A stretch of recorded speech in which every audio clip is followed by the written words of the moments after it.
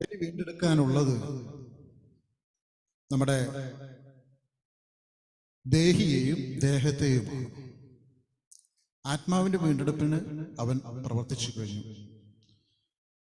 ഇനി നമ്മുടെ അനുസരണം വഴി നമ്മുടെ ഈ ജീവിതത്തിലെ, ഈ ലോക ജീവിതത്തിലെ ദൈവം അനുവദിച്ചിരിക്കുന്ന നാളുകളിലുള്ള നമ്മുടെ സമർപ്പണമുള്ള ജീവിതം വഴി അവൻ നമ്മുടെ ദേഹിയെ വീണ്ടെടുക്കും. പിന്നെ വീണ്ടെടുക്കാനുള്ളത് ദേഹത്തെയാണ്. അതെപ്പോഴാണ് സംഭവിക്കുക എന്നുള്ളത് അത് നമ്മുടെ പരിധിയിൽപ്പെട്ട കാര്യമല്ല. പക്ഷെ നമ്മുടെ ദേഹിയുടെ വീണ്ടെടുപ്പ് എപ്പോൾ കർത്താവിന് ഉണ്ടാകണമെന്ന് തീരുമാനമെടുക്കേണ്ടത് ഈ ഭൂമിയിലായിരിക്കുമ്പോഴാണ്. ദൈവത്തിന് സ്തോത്രം. തെസ്സലോനിക്കർക്ക് എഴുതിയ ലേഖനം 5-ാം അധ്യായം 23-ാം വാക്യത്തിൽ വായിക്കുമ്പോൾ, തെസ്സലോനിക്ക ലേഖനം 1 തെസ്സലോനിക്ക ലേഖനം 5-ാം അധ്യായം 23-ാമത്തെ വാക്യം വായിക്കുക. സമാധാനത്തിന്റെ ദൈവം തന്നെ നിങ്ങളെ മുഴുവനും ശുദ്ധീകരിക്കുമാറാകട്ടെ. നിങ്ങളുടെ ആത്മാവും പ്രാണനും ദേഹവും അശേഷം നമ്മുടെ കർത്താവായ യേശുക്രിസ്തുവിന്റെ പ്രത്യക്ഷതയിൽ അനന്യമായി വെളിപ്പെടും വണ്ണം കാക്കപ്പെടുമാറാകട്ടെ. ആത്മാവ്, പ്രാണൻ, ദേഹം. ആദ്യത്തെ ഏതാണ്? ആത്മാവ്. അത് വീണ്ടെടുപ്പ് കർത്താവ് നടത്തി കഴിഞ്ഞു. അവസാനത്തെ നാളിൽ, അതായത് കർത്താവ് വരുമ്പോൾ, ആത്മാവും ദേഹിയും ദേഹവും, ദേഹത്തിന് അവസാന സ്ഥാനമാണ് കൊടുത്തിരുന്നത്. അപ്പൊ ആത്മാവ് വീണ്ടെടുക്കപ്പെട്ടതുപോലെ നമ്മുടെ ദേഹി വീണ്ടെടുക്കപ്പെടണം. അതോടൊപ്പം തന്നെ കർത്താവിന്റെ വരവെങ്കിൽ നമ്മുടെ ദേഹവും വീണ്ടെടുക്കപ്പെടണം. അതാണ് പൂർണ്ണമായ രക്ഷ. ഈ പൂർണ്ണമായ രക്ഷയിലേക്കുള്ള ആദ്യപടിയായിട്ടാണ് നമ്മുടെ ആത്മാവിന് ദൈവം തൻ്റെ ചോര കൊടുത്ത്, ചങ്കിലെ ചോര കൊടുത്ത് നമ്മെ വീണ്ടെടുത്തിരിക്കുന്നത്. ദൈവത്തിന് സ്തോത്രം. എങ്ങനെയുള്ള ചോര കൊടുത്തിട്ടാണ്? നിർദോഷവും നിഷ്കളങ്കവുമായ കുഞ്ഞാടിന്റെ വിലയേറിയ രക്തം കൊണ്ടാണ്. ഈ ലോകത്തിലെ പല വകകളെ കൊണ്ടും മറ്റു പല കാര്യങ്ങളും നേടുന്നവരുണ്ട്, വീണ്ടെടുക്കുന്നവരുണ്ട്, നേടിയെടുക്കുന്നവരുണ്ട്. ഇപ്പൊ ഒരു കുറ്റവാളി ശിക്ഷിക്കപ്പെട്ട് കഴിഞ്ഞാൽ ഇത്ര പണം കെട്ടിവെച്ച് കഴിഞ്ഞാൽ ആ കുറ്റത്തിൽ നിന്നും അവന് മോചിതനാകാം.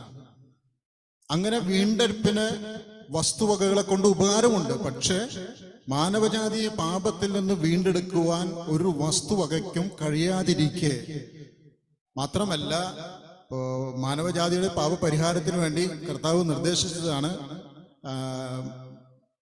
മാടുകളെയും ആടുകളെയും പാപപരിഹാര ബലിയായി കൊടുക്കണമെന്നുള്ളത്. പക്ഷെ ഇവയുടെ രക്തങ്ങൾ കൊണ്ടൊന്നും മനുഷ്യന് പാപപരിഹാരം വരില്ല, അല്ലെങ്കിൽ പാപപൊറുതി വരില്ല എന്ന് കണ്ട കർത്താവ് തൻ്റെ പുത്രനെ മനുഷ്യ സാദൃശ്യത്തിലാക്കി ഈ ഭൂമിയിലേക്ക് അയച്ചു. അവൻ കൊടുത്ത വീണ്ടെടുപ്പ് വിലയെക്കുറിച്ചാണ് സംസാരിക്കുന്നത്. വ്യർത്ഥവും പിതൃപാരമ്പര്യവുമായ നമ്മുടെ നടപ്പിൽ നിന്ന് നമ്മെ വീണ്ടെടുത്തു. എന്താണ് വ്യർത്ഥവും പിതൃപാരമ്പര്യവുമായ നടപ്പ്? 1 കൊരിന്ത്യ ലേഖനം 12-ാമത്തെ അധ്യായം.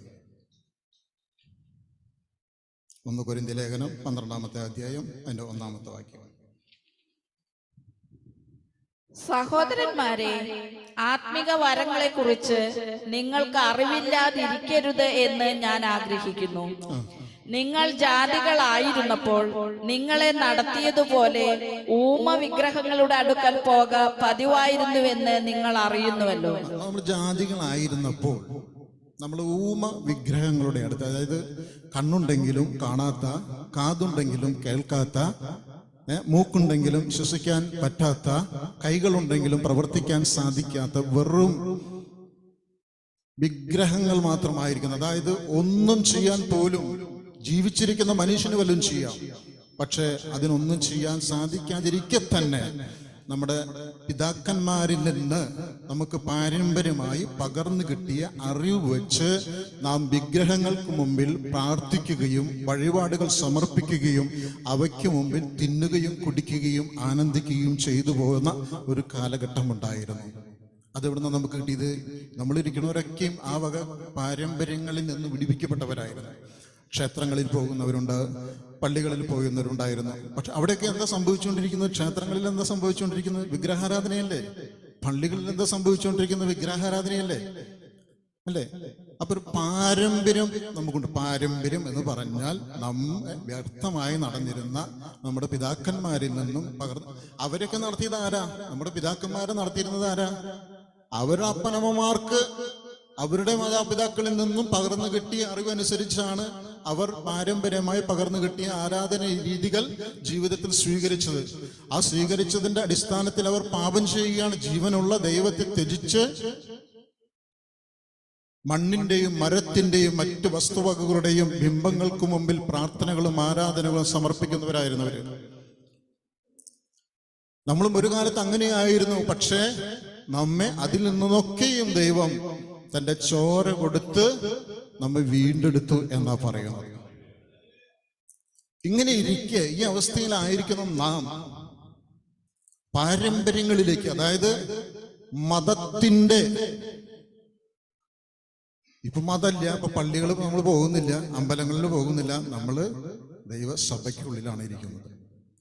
പക്ഷെ വീണ്ടും നമ്മുടെ പ്രവർത്തനങ്ങൾ നമ്മുടെ പഴയ പാരമ്പര്യത്തിന്റെ അടിമത്തത്തിലേക്ക് നമ്മുടെ മനസ്സ് പോകുന്നുണ്ടോ എന്ന് നമ്മൾ വീണ്ടും ശ്രദ്ധിക്കണം. കാരണം പള്ളികളിൽ നമ്മളെ വിളിച്ചു വരുത്തിയിരുന്നത്, പള്ളികൾ മതങ്ങളുടെ സ്ഥാപനങ്ങളാണ്. പള്ളികളും ക്ഷേത്രങ്ങളും മതങ്ങളുടെ സ്ഥാപനങ്ങളാണ്.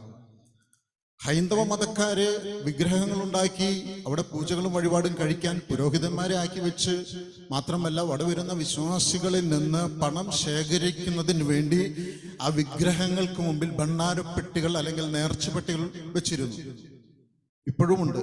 പള്ളികളിലും അത് തന്നെയാണ്. വ്യത്യാസം വിഗ്രഹം എവിടെയുണ്ടോ അതിന്റെ മുന്നിൽ ഒരു നേർച്ചപ്പെട്ടി, വരുമാന സ്രോതസ്സായി വരുമാനത്തിന് വേണ്ടി ഒരു പെട്ടി അവരവിടെ വയ്ക്കും. എന്തിനു വേണ്ടിയിട്ടാണ്? ഈ വിഗ്രഹങ്ങളുടെ മുമ്പിൽ വന്ന് ജനം കുമ്പിടണം. ഈ വിഗ്രഹങ്ങളെ പ്രസാദിപ്പിക്കുവാനായിട്ട് തങ്ങളുടെ കയ്യിലുള്ള വസ്തുവകകൾ അതിൽ നിക്ഷേപിക്കണം. അപ്പൊ നേട്ടമാർക്കാ? മതസ്ഥാപനങ്ങൾക്കാണ് അതിന്റെ നേട്ടം. പ്രാർത്ഥിക്കാൻ വരുന്നവൻ തങ്ങളുടെ ഇഷ്ടദൈവമായ എൻ്റെ ക്ഷേത്രത്തിലേക്ക്, ഇഷ്ടദൈവ പുണ്യാളന്റെ പള്ളിയിലേക്ക് കടന്നു പോകുമ്പോൾ ആ പുണ്യാളനുള്ള അല്ലെങ്കിൽ ഇഷ്ടദൈവത്തിനുള്ള നേർച്ച കാഴ്ചകൾ വഴിപാടുകളുമായിട്ട് കൊണ്ടുപോകുന്നത്. എന്നിട്ട് എന്ത് ചെയ്യും? അവിടുത്തെ മുന്നിൽ പ്രാർത്ഥിച്ചുകൊണ്ട് ആ വസ്തുക്കൾ പുണ്യാളന്റെ അല്ലെങ്കിൽ ആ ദൈവത്തിന്റെ ആ പ്രതിഷ്ഠയുടെ പ്രസാദത്തിന് വേണ്ടി അതിന് മുമ്പിൽ കൊണ്ട് സമർപ്പിക്കും. ആ ഒരു രീതിയിലേക്ക് വിശ്വാസ സമൂഹം അധപ്പതിക്കരുത്. സ്തോത്രം. നമ്മെ വീണ്ടെടുത്തിരിക്കുകയാണ്. സ്തോത്രം. പിന്നെ പള്ളികളിലും ഒക്കെ മുമ്പ് പള്ളികളിൽ പോയിരുന്നതിനാ? മരിച്ചു കഴിഞ്ഞാൽ ശവടക്കാനായിട്ട് സ്ഥലം വേണം. മരിച്ചു കഴിഞ്ഞാൽ ശവടക്കാനായിട്ട് സ്ഥലം വേണം. അല്ലെ തങ്ങളുടേതായിട്ടുള്ള സാമ്പത്തികമായ മറ്റു കാര്യങ്ങളിലേക്ക് ഒരു സഹായം ലഭിക്കണം എന്ന ലക്ഷ്യത്തോടു കൂടിയിട്ടൊക്കെയും ദേവാലയങ്ങളിലേക്ക് ആൾക്കാർ പോകുന്നുണ്ട്. ആ ഒരു മനോഭാവത്തോടു കൂടി ദൈവനാമത്തിൽ ഓർപ്പിക്കുക, ആരും ദൈവസഭകളിലേക്ക് കടക്കരുത്. ആ ഒരു മനോഭാവത്തോടെ കടക്കരുത്. നിങ്ങളെ വീണ്ടെടുത്തിരിക്കുന്നത് മതമല്ല, കർത്താവായ യേശു ക്രിസ്തു എന്ന നിർദോഷവും നിഷ്കളങ്കവുമായ കുഞ്ഞാടിന്റെ വിലയേറിയ രക്തത്താലാണ്. സ്തോത്രം. ജീവനുള്ള രക്തത്താൽ. മാംസത്തിന്റെ ജീവൻ രക്തത്തിലാണ്. ആ രക്തം നമുക്ക് വേണ്ടി കൊടുത്തപ്പോൾ അവൻ തന്റെ ജീവനെ നമുക്ക് വേണ്ടി കൊടുത്തു. തന്റെ ജീവൻ നൽകിയിട്ടാണ് നമ്മെ വീണ്ടെടുത്തിരിക്കുന്നത്. തന്റെ ഏകജാതനായി പുത്രനിൽ വിശ്വസിക്കുന്ന ഒരുത്തം പോലും നഷ്ടപ്പെട്ടു പോകാതെ നിത്യജീവൻ പ്രാപിക്കേണ്ടതിന് അവൻ തന്റെ മകനെ നൽകുവാൻ തക്കവണ്ണം ലോകത്തെ സ്നേഹിച്ചു. തന്റെ മകന്റെ ജീവനെ, തന്റെ പുത്രന്റെ ജീവനെ നമുക്കായി തന്നു. സ്തോത്രം, സ്തോത്രം. ഗലാത്യലേഖനം 4-ാമത്തെ അധ്യായം. ഗലാത്യലേഖനം 4-ാമത്തെ അധ്യായം 8 മുതൽ 11 വരെയുള്ള വാക്യങ്ങൾ വായിക്കാം.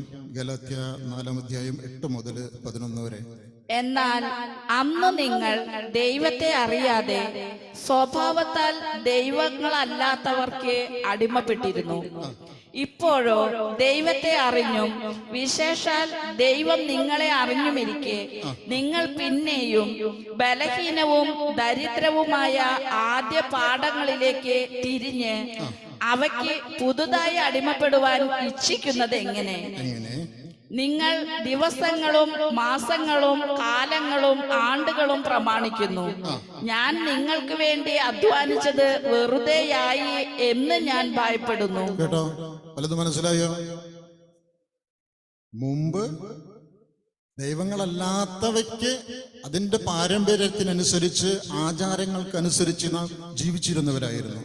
അതായത് ഓണം വരുമ്പോൾ, വിഷു വരുമ്പോൾ, അല്ലെങ്കിൽ ക്രിസ്തുമസ് വരുമ്പോൾ, ഈസ്റ്റർ വരുമ്പോൾ ആചാരങ്ങൾക്ക് അധിഷ്ഠിതമായുള്ള ഒരു ജീവിതമായിരുന്നു മുമ്പ് നമ്മുടെ. പക്ഷെ അതിൽ നിന്നൊക്കെയും ദൈവം നമ്മെ വിളിച്ച് വേർതിരിച്ചു നിർത്തി. എന്നിട്ട് പിന്നെ നമുക്ക് ഓണം ആഘോഷിക്കുവാനോ വിഷു ആഘോഷിക്കുവാനോ അല്ലെങ്കിൽ ആചാരങ്ങളുടെ പിന്നാലെ പോകുവാനോ പെരുന്നാള് എന്നിവ കാര്യങ്ങൾക്ക് പോകുവാനോ നമുക്ക് യാതൊരു വ്യവസ്ഥയുമില്ല. അങ്ങനെ നാം പോകുവാനായിട്ട് ആദ്യ പാഠങ്ങളിലേക്ക്, ഇത് കണ്ടോ, ഇപ്പോഴോ ദൈവത്തെ അറിഞ്ഞും. അന്നങ്ങനെ ചെയ്തിരുന്നു, പക്ഷേ അന്ന് അറിവില്ലായ്മയുടെ കാലങ്ങളായതുകൊണ്ട് ദൈവം കണക്കിലെടുക്കുന്നില്ല. ദൈവം നമ്മളോട് ക്ഷമിച്ചു. മുമ്പ് നമ്മൾ ചെയ്തിട്ടുള്ള കാര്യങ്ങളൊക്കെയും ദൈവം നമ്മോട് ക്ഷമിച്ചു. പക്ഷെ ഇപ്പോഴോ ദൈവത്തെ അറിഞ്ഞും വിശ്വാസം ദൈവം നിങ്ങളെ അറിഞ്ഞുവിരിക്കെ നിങ്ങൾ പിന്നെയും ബലഹീനവും ദരിദ്രവുമായ ആദ്യ പാഠങ്ങളിലേക്ക് തിരിഞ്ഞ് അവയ്ക്ക് പുതുതായി അടിമപ്പെടുവാൻ ഇച്ഛിക്കുന്നത് എന്ത്? വീണ്ടും എന്തിനാ അടിമനുഖത്തിലേക്ക് നാം തലവെച്ചു കൊടുക്കണത്? വീണ്ടും എന്തിനാ ആ പാരമ്പര്യ രീതികളിലേക്ക്, ആചാരാനുഷ്ഠാനങ്ങളിലേക്ക് പോകുവാൻ നാം ശ്രമിക്കുന്നത്? നമുക്കത് വേണ്ട. ദൈവത്തിന്റെ മക്കൾക്ക് അങ്ങനെയുള്ള പരിപാടി ഇല്ല. ദൈവവചനം ആ കാര്യങ്ങളെ കുറിച്ച് ശാസിക്കുന്നു. അതിലേക്ക് തിരിഞ്ഞു പോകരുത്. ഒരു ശ്രദ്ധ പോലും ഉണ്ടാവാൻ പാടില്ല അതിനെക്കുറിച്ച്. കാരണം മിസ്രൈമിലെ നിന്ന് പുറപ്പെട്ടു പോണ ഇസ്രായേൽ ജനത്തിന്റെ മനസ്സ് മിസ്രൈമിൽ ഇങ്ങനെ പറ്റിച്ചേർന്ന് കിടന്നതിന് കൊണ്ടാണ് പിറുപിറുക്കുമ്പോഴേക്കും മിസ്രൈമിന്റെ കാര്യം പറഞ്ഞവര് മോശയോടും അഹരോനോടും പിറുപിറുത്തുകൊണ്ടിരുന്നത്. പക്ഷെ പിറുപിറുത്തവരാരും തന്നെ വാഗ്ദത്ത കനാനിലേക്ക് എത്തിയില്ല എന്നുള്ളൊരു സാദൃശ്യമായി ദൈവവചനത്തിൽ രേഖപ്പെടുത്തിയിരിക്കുന്നു. ദൈവത്തിന് സ്തോത്രം. ആദ്യ പാഠങ്ങളിലേക്ക് വീണ്ടും എന്നതിന് തിരിയുന്നു. പൗലോസ് പറയാ, ഞാൻ നിങ്ങൾക്ക് വേണ്ടി അധ്വാനിച്ചത് വെറുതെ ആയി എന്ന് ഞാൻ ഭയപ്പെടുന്നു. എൻ്റെ പ്രയത്നമൊക്കെ വെറുതെ ആയല്ലോ എൻ്റെ ദൈവമേ എന്ന് ദൈവത്തിന്റെ മുമ്പിൽ പറയാൻ തക്കവണ്ണം വീണ്ടും അവർ ആദ്യ ആചാരങ്ങളിലേക്കും അനുഷ്ഠാനങ്ങളിലേക്കും തിരിയത്തക്ക രീതിയിൽ അവരുടെ ഹൃദയം അങ്ങോട്ട് ചാഞ്ഞു. പൗലോസ് ഇത് പറയണമെങ്കിൽ പൗലോസ് സമയം എടുത്ത് അധ്വാനിച്ചു, അവരെ വചനം പഠിപ്പിച്ചു, ദൈവരാജ്യത്തെക്കുറിച്ച് പറഞ്ഞ് പഠിപ്പിച്ചു, അവരെ ഇതിലേക്ക് കൂട്ടിക്കൊണ്ടുവന്നു. പക്ഷേ ജീവൻ കൊടുത്തൊരുവനുണ്ട്. ഈ ഗലാത്യ സഭയ്ക്ക് മാത്രമല്ല നമുക്കും വേണ്ടി ജീവന വിലയായി കൊടുത്തൊരുവനുണ്ട്. അവൻ എത്രമാത്രം ആ വേദന അനുഭവിക്കുന്നുണ്ടാവും. ദൈവത്തിന്റെ ഹൃദയത്തെ കാണാൻ പറ്റും നമുക്ക്. പൗലോസ് തന്റെ വിഷമം പറഞ്ഞു, പക്ഷെ ദൈവം വിഷമം പറഞ്ഞില്ല. പക്ഷെ ദൈവത്തിന്റെ വിഷമം കാണുവാൻ ഒരു മനസ്സ് നമുക്കുണ്ടായിരിക്കണം. നാമോ ക്രിസ്തുവിന്റെ മനസ്സുള്ളവരാകുന്നു. ആ ക്രിസ്തുവിന്റെ മനസ്സുള്ളവന് ക്രിസ്തുവിന്റെ മനസ്സിനോട് ചേർന്നിരുന്നു കഴിഞ്ഞാൽ അവന്റെ മനസ്സിൽ നിന്നുള്ള ആ വിഷമങ്ങളും വേദനകളും അനുഭവിക്കുവാൻ സാധിക്കും. സ്തോത്രം. അപ്പൊ ആദ്യ പാഠങ്ങളിലേക്ക് തിരിയുന്ന ഒരു ജീവിത രീതി ഒരിക്കൽ പോലും നമ്മുടെ ജീവിതത്തിൽ ഉണ്ടാകരുത്. ദൈവത്തിന് സ്തോത്രം. ഇനിയിപ്പോ ഓണം വരുന്നത് കൊണ്ടും ആഘോഷങ്ങളൊക്കെ വരുന്നത് കൊണ്ട് വേണ്ടി മാത്രം പറഞ്ഞതല്ല, ഞാൻ അതിനുവേണ്ടി മാത്രം പറഞ്ഞത്, അത് മുന്നിൽ കണ്ടുകൊണ്ടൊന്നും പറയുന്നതല്ല. ഇത് ഒന്ന് ഓണാവും, നാളെ ഓണാവും, മറ്റന്നാൾ വേറൊരു ആഘോഷമാവും, അതൊക്കെ ഇങ്ങനെ വന്നുകൊണ്ടിരിക്കും നമ്മുടെ ജീവിതത്തിൽ. പക്ഷെ നാം അത് അനുഷ്ഠിക്കാൻ വേണ്ടി വിളിച്ചു വേർതിരിക്കപ്പെട്ടവരല്ല. നാം ക്രിസ്തുവിന്റെ ഭാഗത്ത് നിന്ന് ക്രിസ്തുവിന് വേണ്ടി ജീവിക്കാൻ വേണ്ടി കടപ്പെട്ടവരാ. ദൈവത്തിന് സ്തോത്രം. അതാണ് വ്യർത്ഥവും പിതൃപാരമ്പര്യമായി നമുക്ക് പകർന്നു കിട്ടിയ ആ നടപ്പ്. ആ നടപ്പിൽ നിന്ന് നിങ്ങളെ വീണ്ടെടുത്തിരിക്കുന്നത് പൊന്നുവെള്ളി മുഴുവനായി അഴിഞ്ഞു പോകുന്ന വസ്തുക്കൾ കൊണ്ടല്ല, ക്രിസ്തു എന്ന നിർദോഷവും നിഷ്കളങ്കവുമായ കുഞ്ഞാടിന്റെ വിലയേറിയ രക്തം കൊണ്ടത്രേ എന്ന് നിങ്ങൾ അറിയുന്നുവല്ലോ. ദൈവത്തിന് സ്തോത്രം. അപ്പൊ ക്രിസ്തു നമുക്ക് വേണ്ടി നമ്മുടെ ജീവന് നാശത്തിൽ നിന്ന് വീണ്ടെടുക്കുന്നതിന് വേണ്ടി വലിയൊരു വില കൊടുത്തു കഴിഞ്ഞു. നമ്മുടെ ആത്മാവിന്റെ രക്ഷയ്ക്ക് വേണ്ടി അവൻ വില കൊടുത്തു കഴിഞ്ഞു. ഇനി നമ്മുടെ ദേഹിയുടെ രക്ഷയ്ക്ക് വേണ്ടി വില കൊടുക്കേണ്ടതാരാ? നമ്മുടെ ദേഹിയുടെ രക്ഷയ്ക്ക് വേണ്ടി, അകത്ത മനുഷ്യന്റെ രക്ഷയ്ക്ക് വേണ്ടി വില കൊടുക്കേണ്ടത് നമ്മളാ. അവൻ തന്ന ആത്മാവിന്റെ രക്ഷയെ പ്രതി ആ അമൂല്യമായ ആ പ്രവൃത്തിയെ പ്രതി അവനോട് വിശ്വസ്തത പുലർത്തി നമ്മുടെ ദേഹിക്ക് അതേ പ്രാധാന്യം നൽകിക്കൊണ്ട് ദേഹിയെ ആ മഹത്വത്തിലേക്ക് നടത്തുവാൻ തക്കവണ്ണം ശക്തി ദൈവം തന്നിട്ടുണ്ട്. പക്ഷേ ആ ശക്തിയെ തിരിച്ചറിയാതെ, ആത്മാവിന്റെ രക്ഷയെ മൂല്യത്തെ തിരിച്ചറിയാതെ വീണ്ടും വീണ്ടും നമ്മുടെ ആത്മരക്ഷയെ നാം നശിപ്പിക്കുകയാണ് ചെയ്തുകൊണ്ടിരിക്കുന്നത്. സ്തോത്രം. അപ്പൊ ആത്മരക്ഷയ്ക്ക് പ്രാധാന്യം കൊടുത്തതുപോലെ ദേഹിയുടെ രക്ഷയ്ക്ക് നാം പ്രാധാന്യം കൊടുക്കുമ്പോൾ ആത്മാവിനെയും ദേഹിയെയും ദേഹത്തെയും ഒരു നാൾ അവൻ രക്ഷിക്കും. അതാണ് കഴിഞ്ഞ ആഴ്ച പറഞ്ഞതുപോലെ മരിച്ചവരിൽ നിന്നുള്ള പുനരുത്ഥാനം. നമ്മുടെ ദേഹം ബലഹീനമാണെങ്കിലും ഈ മണ്ണിലേക്ക് ചേരപ്പെടാൻ വേണ്ടി സൃഷ്ടിക്കപ്പെട്ടതാണെങ്കിലും ഒടുക്കത്തെ നാളിൽ അവന്റെ അന്ത്യകാഹളം ധ്വനിക്കുമ്പോൾ, മധ്യാകാശത്തിൽ അവൻ വരുമ്പോൾ, നമ്മുടെ ആത്മാവും ദേഹിയും ദേഹവും അനിന്യമായി വെളിപ്പെടണം എന്ന് പറഞ്ഞാൽ മഹത്വത്തോടെ ദൈവം മുമ്പാകെ വെളിപ്പെടണം. അതാണ് ലക്ഷ്യം, അല്ലാണ്ട് വേറെ ലക്ഷ്യമൊന്നുമില്ല.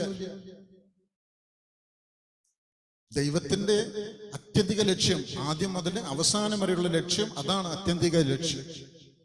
അല്ലാണ്ട് വേറൊരു പരിപാടിയോ പ്ലാനോ കർത്താവിനില്ല. പക്ഷെ ഇത് നഷ്ടപ്പെടുത്തിയിട്ട് വേറെ എന്തെങ്കിലും നേടാനായിട്ട് നാം ശ്രമിച്ചു കഴിഞ്ഞാൽ പൗലോസ് പറയുന്നത് പോലെ കർത്താവ് പറഞ്ഞു, ഞാൻ എൻ്റെ ജീവനെ കൊടുത്തത് വെറുതെ ആയി പോയല്ലോ. ദൈവത്തിന് പിന്നെ പൗലോസിന് പിന്നോട് കർത്താവിനോട് പറയാം, മനുഷ്യരോട് പറയാം. ദൈവം ആരോടാ പറയാ? പക്ഷെ ദൈവം സംസാരിക്കും. ദൈവത്തോട് ചേർന്നിരിക്കുന്ന ഹൃദയങ്ങളോട് ദൈവം മന്ത്രിക്കും. സ്തോത്രം. ഇനി കുഞ്ഞാടിന്റെ വിലയേറിയ രക്തം. നമ്മള് പഴയ നിയമത്തില് രാജാക്കന്മാർ, പ്രവാചകന്മാർ, പുരോഹിതന്മാർ എന്നിവർ ദൈവത്തിന്റെ ശുശ്രൂഷക്കാരായിരുന്നു. പുതിയ നിയമത്തിലേക്ക് വരുമ്പോൾ ക്രിസ്തുവിൽ വിശ്വസിക്കുന്നവർക്ക് ദൈവം നൽകിയിട്ടുള്ള ശുശ്രൂഷകളാണ് ഇതൊക്കെ. അതായത് 1 പത്രോസിന്റെ ലേഖനം തന്നെ 2-ാം അധ്യായത്തില് അതിന്റെ 9-ാമത്തെ വാക്യം വായിച്ചോട്ടെ. 1 പത്രോസിന്റെ ലേഖനം 2-ാം അധ്യായം 9-ാമത്തെ വാക്യം. നിങ്ങളോ അന്ധകാരത്തിൽ നിന്ന് തന്റെ അത്ഭുത പ്രകാശത്തിലേക്ക് നിങ്ങളെ വിളിച്ചവന്റെ സദ്ഗുണങ്ങളെ ഘോഷിപ്പാൻ തക്കവണ്ണം തിരഞ്ഞെടുക്കപ്പെട്ട ഒരു ജാതിയും രാജകീയ പുരോഹിത വർഗവും വിശുദ്ധ വംശവും സ്വന്തം ജനവുമാകുന്നു. ആരാണ്? രാജകീയ പുരോഹിത വർഗവും. അപ്പൊ രാജാക്കന്മാരും പുരോഹിതന്മാരുമാണ് പുതിയ നിയമ വിശ്വാസികൾ. അതുപോലെ തന്നെയാണ് വെളിപ്പാടിന്റെ പുസ്തകം 1-ാം അധ്യായം 6-ാം വാക്യത്തിലും ആ ഒരു ആശയം തന്നെയാണ് കൊടുത്തിരിക്കുന്നത്. വെളിപ്പാട് പുസ്തകം 1-ാം അധ്യായം 6-ാമത്തെ വാക്യം.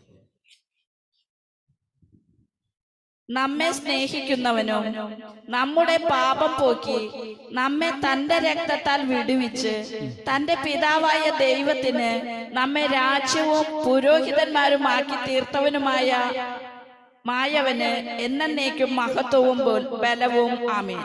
എങ്ങനെയാണ് തീർത്തത്? എങ്ങനെയാണ് നമ്മളെ തീർത്തത്? നമ്മെ രാജ്യവും പുരോഹിതന്മാരും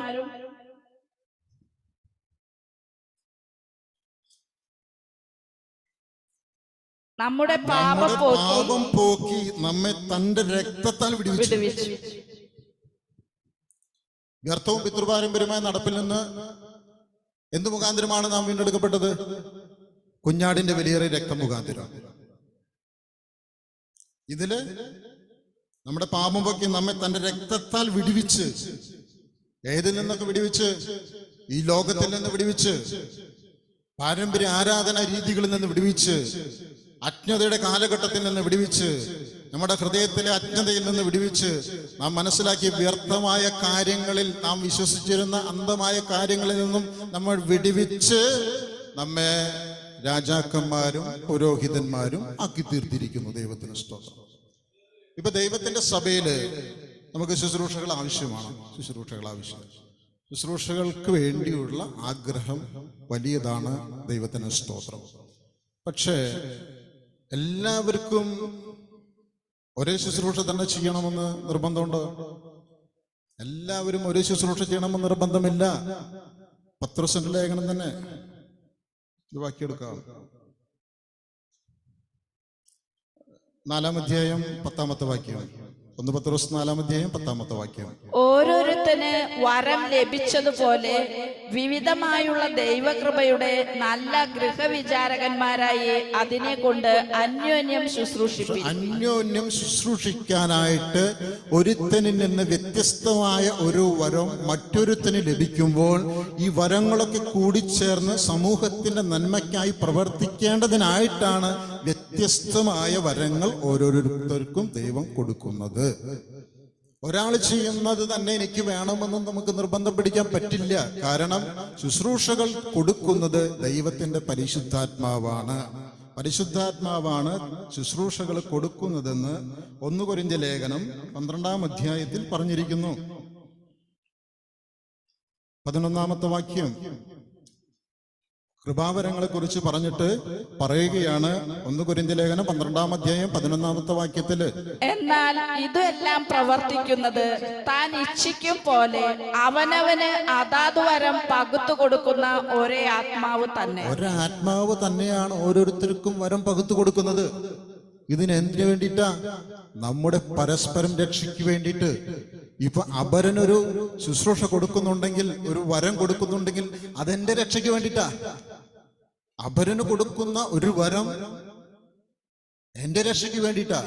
എനിക്ക് ലഭിക്കുന്ന ഒരു വരം അപരന്റെ രക്ഷയ്ക്ക് വേണ്ടിയിട്ടാ. അതുകൊണ്ടാണ് വിവിധമായുള്ള ദൈവകൃപയുടെ നല്ല ഗൃഹ വിചാരകന്മാരായി വിശ്വസ്തയോടുകൂടി അന്യോന്യം ശുശ്രൂഷിക്കുമെന്നത് പത്രോസ് പറഞ്ഞിട്ടുള്ളത്.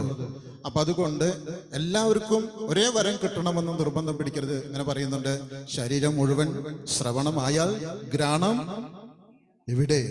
ശരീരം മുഴുവൻ കാഴ്ചയായാൽ ശ്രവണം എവിടെ? ചെവിക്ക് ചെവിയുടേതായിട്ടുള്ള പ്രവൃത്തി, കണ്ണുകൾക്ക് കണ്ണിൻ്റെതായിട്ടുള്ള പ്രവൃത്തി, കാലുകൾക്ക് കാലിൻ്റെതായിട്ടുള്ള പ്രവൃത്തി ഒക്കെയും ദൈവം ആക്കി വെച്ചിട്ടുള്ള സിസ്റ്റമാണ്. അത് ദൈവത്തിൽ നിന്ന് ക്രമീകരിക്കപ്പെട്ടതാണ്.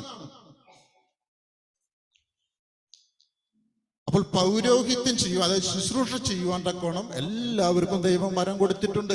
പക്ഷെ തങ്ങൾക്ക് ലഭിച്ച ആ വരം അല്ലെങ്കിൽ കൃപ എന്തിനുള്ളതാണെന്ന് മനസ്സിലാക്കി ചെയ്യുമ്പോഴാണ് ദൈവത്തിന്റെ കൃപ അതുവഴിയായി ശുശ്രൂഷകളിലൂടെ ഒഴുകുന്നത്. രോഗശാന്തിക്കുള്ള വരം കിട്ടുന്നവൻ രോഗികളുടെ മേൽ കൈവച്ച് പ്രാർത്ഥിക്കുമ്പോൾ രോഗശാന്തി ലഭിക്കും. കാരണം അവന് വരം കൊടുത്ത ദൈവമാണ് അതിന്റെ പിന്നിൽ കൃപയൊഴുക്കുന്നത്. പ്രസംഗിക്കുവാനുള്ള വരം കിട്ടുന്നവന് അവൻ പ്രസംഗിക്കുമ്പോൾ അതിന്റെ പിന്നിൽ അത് ഫലമുള്ളതാക്കി തീർക്കേണ്ടതിന് ആ വരം കൊടുത്ത ദൈവമാണ് പ്രവർത്തിക്കുന്നത്. അപ്പൊ ഓരോരുത്തർക്കും ലഭിച്ചതനുസരിച്ചുള്ള ശുശ്രൂഷകൾ ചെയ്യുമ്പോഴാണ് ദൈവത്തിന്റെ സഭ ദൈവത്തിന്റെ ശരീരമായി തന്നെ ആരോഗ്യത്തോടുകൂടി നിലകൊള്ളുന്നത്. അപ്പൊ ശുശ്രൂഷകൾ നമുക്ക് ആഗ്രഹിക്കാം, അതിൽ തെറ്റൊന്നുമില്ല. പക്ഷെ ഇന്ന ശുശ്രൂഷ വേണമെന്ന് നമ്മൾ നിർബന്ധം പിടിക്കരുത്. കാരണം നമ്മൾ അത് ചെയ്യുവാൻ തക്കവണ്ണം ഉള്ളാകുന്നവരാണോ എന്ന് തീരുമാനിക്കുന്നത് ദൈവമാണ്, മനുഷ്യനല്ല എന്നുള്ള കാര്യം നാം ദൈവവചനം വെച്ച് അത് വിസ്മരിച്ച് കളയരുത്. സ്തോത്രം, ദൈവത്തിന് സ്തോത്രം. പക്ഷെ ഈ യേശുക്രിസ്തുവിന്റെ രക്തത്താൽ വീണ്ടെടുക്കപ്പെട്ട ഈ പുരോഹിത വർഗത്തിന് ഉണ്ടായിരിക്കേണ്ട ചില പ്രത്യേകതകളുണ്ട്. സ്തോത്രം. ഈ പൗരോഹിത്യ ശുശ്രൂഷ, അപ്പൊ ലേവ്യ പുസ്തകം വായിക്കുമ്പോൾ പുരോഹിതന്മാരെ അഭിഷേകം ചെയ്യുന്നതിന്റെ കാര്യങ്ങൾ ഒട്ടേറെ ക്രമീകരണങ്ങൾ അതിൽ കൊടുത്തിട്ടുണ്ട്. ഇപ്പൊ ലേവ്യ പുസ്തകം എന്ന് പറയുന്നത് ക്രിസ്തു ഒരു മരമാണെങ്കിൽ നാം അതിന്റെ ശാഖകളും ആണെങ്കിൽ നമ്മിൽ നിന്ന് പുറപ്പെടേണ്ടതാണ് ദൈവത്തിന്റെ സ്നേഹം, ദൈവത്തിന്റെ പരിശുദ്ധാത്മാവിന്റെ ഫലം. പക്ഷെ ക്രിസ്തു ഒരു മരമാണെങ്കിൽ നാം ശാഖകളാണെങ്കിൽ അതിന്റെ വേര് ചെന്ന് കിടക്കുന്നത് എവിടെയാണ്? പഴയ നിയമത്തിലാണ്.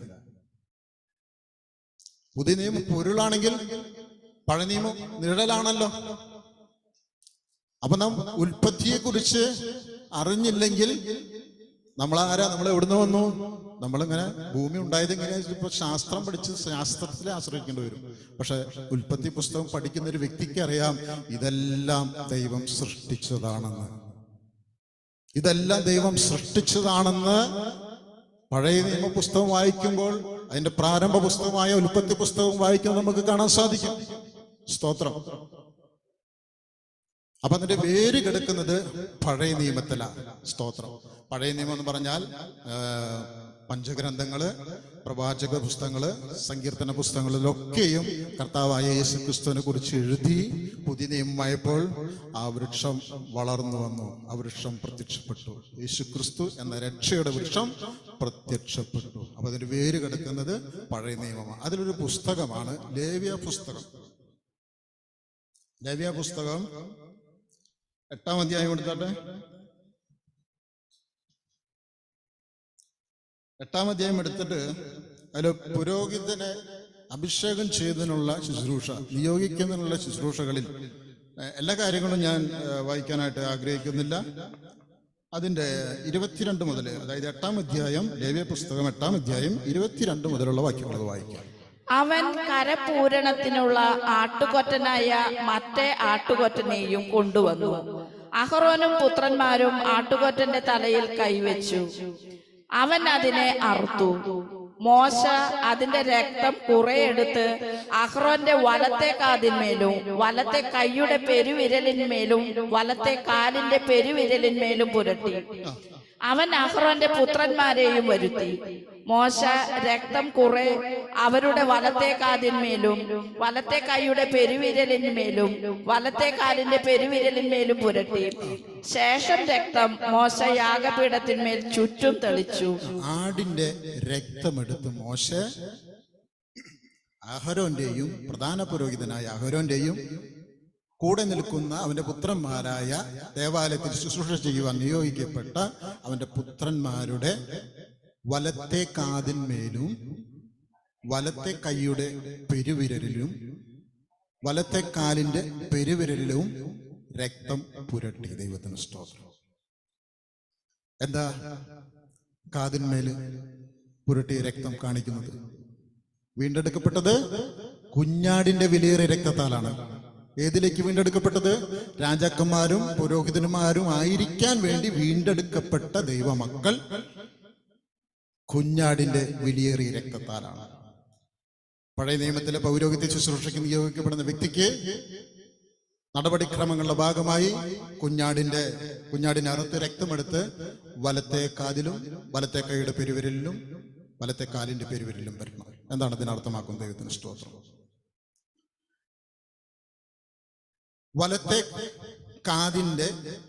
കാതിന്മേൽ പുരട്ടുന്ന രക്തം കുഞ്ഞാടിന്റെ, നമുക്ക് വില കൊടുത്ത കുഞ്ഞാടിന്റെ രക്തപ്രസാദത്തിന് മാത്രമായ കാര്യം മാത്രമേ ഈ കാതുകൾ കൊണ്ട് നാം കേൾക്കാൻ പാടുള്ളൂ.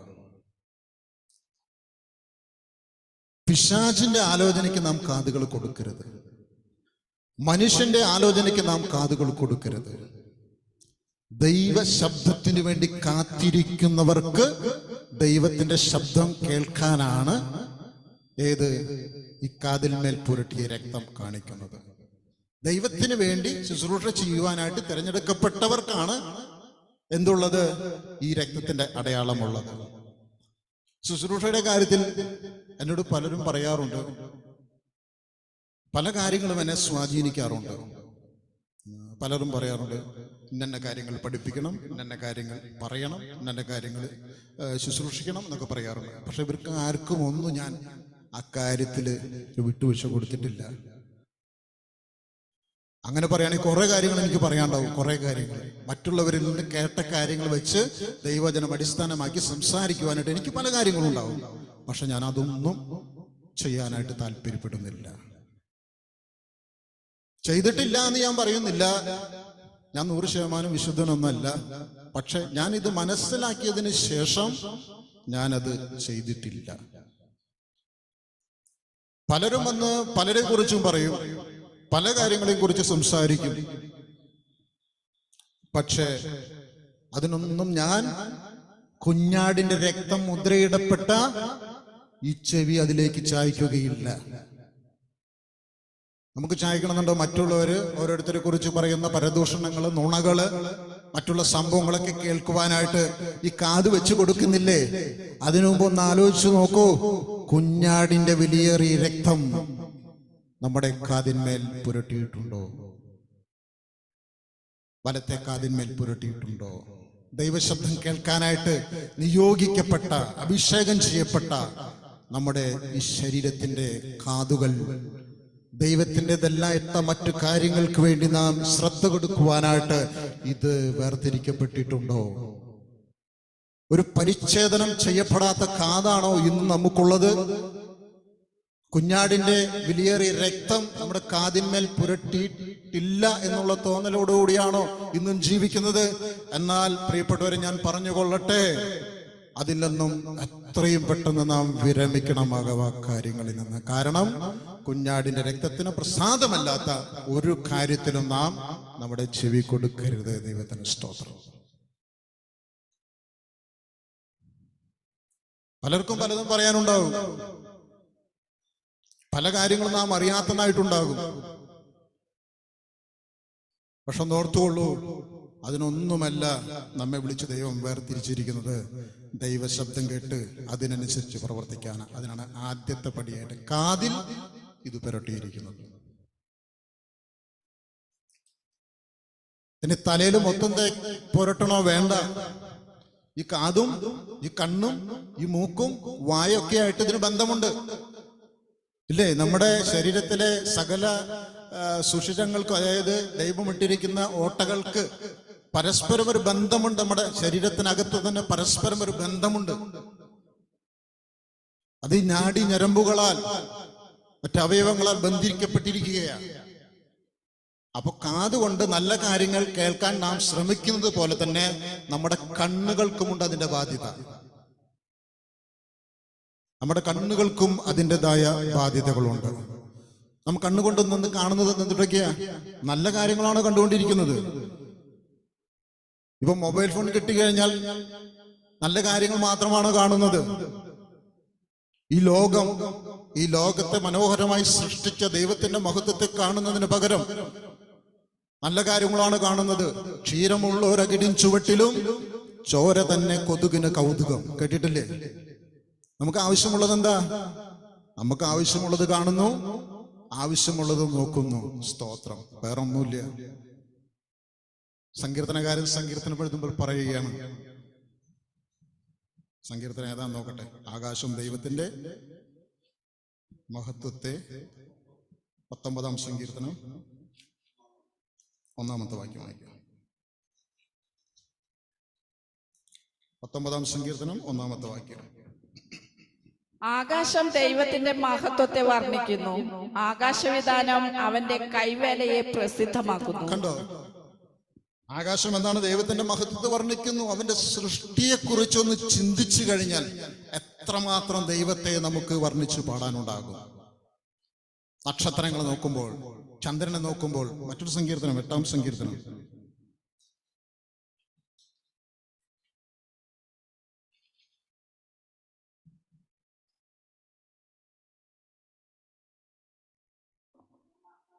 മൂന്നാമത്തെ വാക്യം. 8-ാം സങ്കീർത്തനം 3-ാമത്തെ വാക്യം. നിന്റെ വിരലുകളുടെ പണിയായ ആകാശത്തെയും നീ ഉണ്ടാക്കിയ ചന്ദ്രനെയും നക്ഷത്രങ്ങളെയും നോക്കുമ്പോൾ വായിക്കാം. മർത്യനെ നീ ഓർക്കേണ്ടതിന് അവൻ എന്ത്? മനുഷ്യപുത്രനെ സന്ദർശിക്കേണ്ടതിന് അവൻ എന്തുമാത്രം? സ്തോത്രം. അതൊന്ന് ആലോചിച്ച് നോക്കിയേ. അവിടുത്തെ കാര്യങ്ങളൊന്നും ക്രമം തെറ്റാതെ ഇന്നും നടക്കുന്നത് കൊണ്ടാണ് നാം ഇന്ന് ഭൂതലത്തിൽ ജീവനോടെ ഇരിക്കുന്നത്. ഭൂതലത്തിലെ കാര്യങ്ങളൊക്കെ ക്രമീകരിക്കപ്പെട്ടിരിക്കുന്നത് ദൈവം സൃഷ്ടിച്ച ഓരോ ഗ്രഹവും അതതിന്റെ പണി ചെയ്യുന്നത് കൊണ്ടാണ് നിലനിൽക്കുന്നത്. ഇന്ന് ഈ ഭൂമിയിൽ മഴക്കാലത്ത് മഴ പെയ്തില്ലെങ്കിൽ മഴ തരും ദൈവം. മഴ ദൈവം തരാതിരിക്കില്ല. അപ്പോൾ നമ്മുടെ ക്ഷേമത്തിന്റെ, നമ്മൾ അനുഭവിക്കുന്ന ക്ഷേമത്തിന്റെയും ഐശ്വര്യത്തിന്റെയും മറ്റൊരു കാരണം കൂടി എന്താണ്? ഓരോ ഗ്രഹങ്ങളും അതതിന്റെ പ്രവർത്തികൾ ചെയ്യുന്നത് കൊണ്ടാണ്.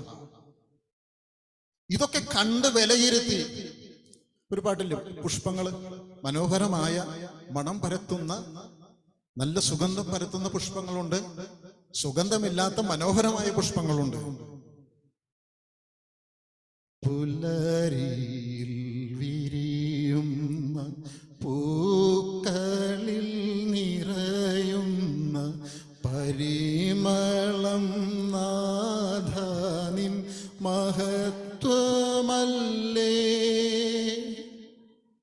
ഇതിലൊക്കെയും ദൈവത്തിന്റെ മഹത്വം നമ്മുടെ കണ്ണുകൾ കൊണ്ട് കാണുവാൻ നമുക്ക് സാധിക്കണം.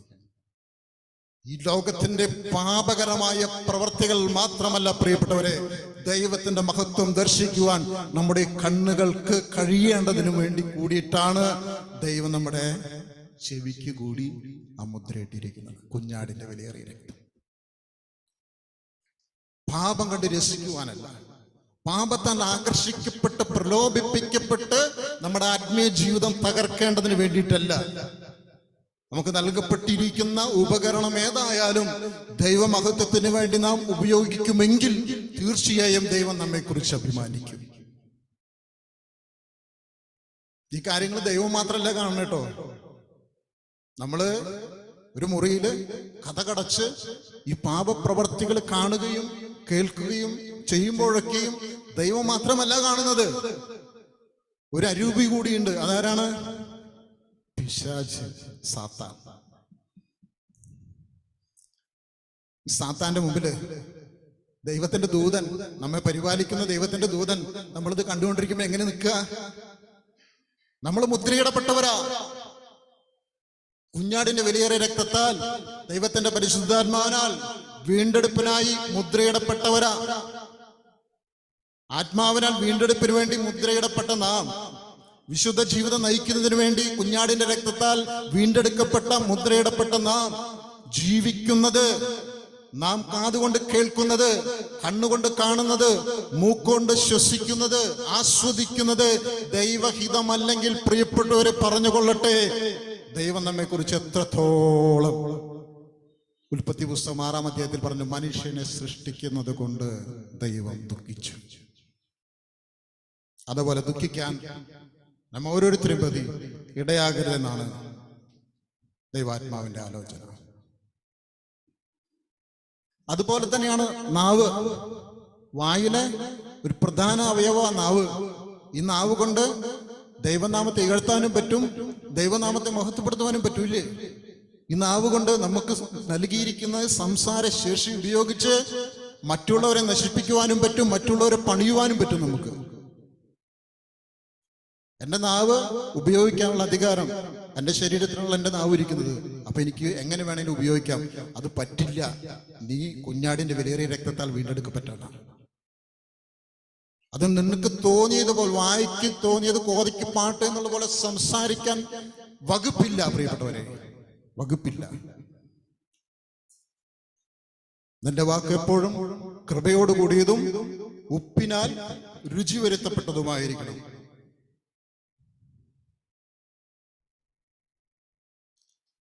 കൊലോസ്യ ലേഖനം 4-ാം അധ്യായം 6-ാമത്തെ വാക്യം. കൊലോസ്യ ലേഖനം 4-ാം അധ്യായം 6-ാമത്തെ വാക്യം. ഓരോരുത്തരോട് നിങ്ങൾ എങ്ങനെ ഉത്തരം പറയണമെന്ന് അറിയേണ്ടതിന് നിങ്ങളുടെ വാക്ക് എപ്പോഴും കൃപയും. ഇപ്പോൾ മാത്രമാണോ? എപ്പോഴും ഉറക്കത്തിൽ നിന്ന് എന്നോട് ഒരു കാര്യം ചോദിച്ചു ഒരാൾ വരുമ്പോഴായാലും നമ്മുടെ മേത്ത് ഉറക്കത്തിലൊരു പല്ലി കാട്ടട്ടാലും, ഒരു പല്ലി വീണാലും, ഒരു പഴുതാര നമ്മുടെ മേലെ ഓടിക്കേറിയാലും നമ്മുടെ വായിലെ വാക്കുകൾ കൃപയോടി കൂടി മാത്രമേ നല്ല തെറിയൊന്നും പച്ചത്തെറിയൊന്നും നമ്മുടെ വായിൽ വരാൻ പാടില്ല. മാത്രമല്ല, ഒരു കാര്യം ചോദിക്കുമ്പോൾ ഓരോരുത്തരോട് നിങ്ങൾ എങ്ങനെ ഉത്തരം പറയണമെന്ന് അറിയേണ്ടതിന് നിങ്ങളുടെ വാക്ക് എപ്പോഴും കൃപയോട് കൂടിയതും ഉപ്പിനാൽ രുചി വരുത്തിയതുമായിരിക്കട്ടെ. അപ്പൊ ഉത്തരം പറയുമ്പോൾ നമ്മുടേതിൽ നിന്നാണ്. ഒരാൾ ചോദ്യം ചോദിക്കണമെന്നൊക്കെ, അപ്പൊ ഉത്തരം കൊടുക്കണം എന്നുണ്ടെങ്കിൽ നമ്മുടെ ആ നിക്ഷേപത്തിൽ നിന്ന് മാത്രമേ നമുക്ക് ഉത്തരം കൊടുക്കാൻ പറ്റൂ. ചിലപ്പോൾ മലിനമായ വാക്കുകളും ചിലപ്പോൾ മനോഹരമായ വാക്കുകളും നമ്മുടെ ഉള്ളിൽ നിന്ന് പുറപ്പെടുന്നുണ്ടെങ്കിൽ മലിനത നമ്മിലുണ്ട് എന്നാണ് അർത്ഥമാക്കുന്നത്. ഒരേ സമയം യാക്കോബിന്റെ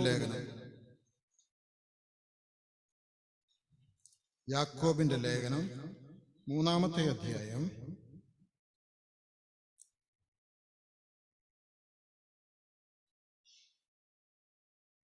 9-ാമത്തെ വാക്യം മുതൽ. അതിനാൽ നാം കർത്താവും പിതാവും അതിനാൽ എന്ന് പറയുന്നത് നാവിന്റെ ഉപയോഗത്തെ കുറിച്ച് ഞാൻ മൊത്തം വായിക്കാതെയാണ്. 3-ാം അധ്യായം നാവിന്റെ ഉപയോഗത്തെ കുറിച്ച് പറയുന്നത്. ആ നാവിനാൽ നാം കർത്താവും പിതാവുമായവനെ സ്തുതിക്കുന്നു. ദൈവത്തിന്റെ സാദൃശ്യത്തിലുണ്ടായ മനുഷ്യരെ അതിനാൽ ശപിക്കുന്നു. ഒരു വായിൽ നിന്ന് തന്നെ സ്തോത്രവും ശാപവും പുറപ്പെടുന്നു.